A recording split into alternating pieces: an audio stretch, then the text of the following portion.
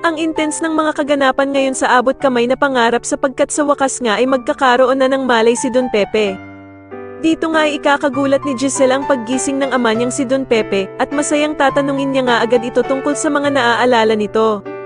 Samantala matapos ngang tanungin ni Doc Luke si Annalyn kung babalik na din daw ba ito ng Apex, ay bigla namang makikisingit sa usapan si Doc Lyndon at sasabihin nga nito na hindi pa daw maaaring bumalik si Annalyn ng Apex.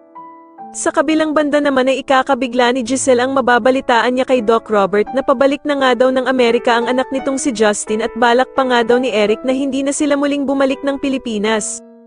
Kaya naman ay magagalit siya sa kapatid niyang si Doc Robert dahil sa hindi daw ito agad sinabi sa kanya, subalit sasabihan siya nito na masakit man nga daw ay kailangan niyang tanggapin na ayaw talaga siyang makita ng kanyang anak na si Justin. Samantala sa kalagitnaan ng pagtatalo nilang magkapatid ay makakarinig ng good news si Giselle dahil sa tatawag sa kanya si Annalyn para sabihing mag-uumpisa na ang children's party at naroroon pa nga daw ang anak niyang si Justin. Kaya naman ay biglang magugulat si Giselle at agad nga siyang mabubuhayan dahil sa nalaman niyang ang hindi pa pala talaga nakakaalis ng bansa itong anak niyang si Justin.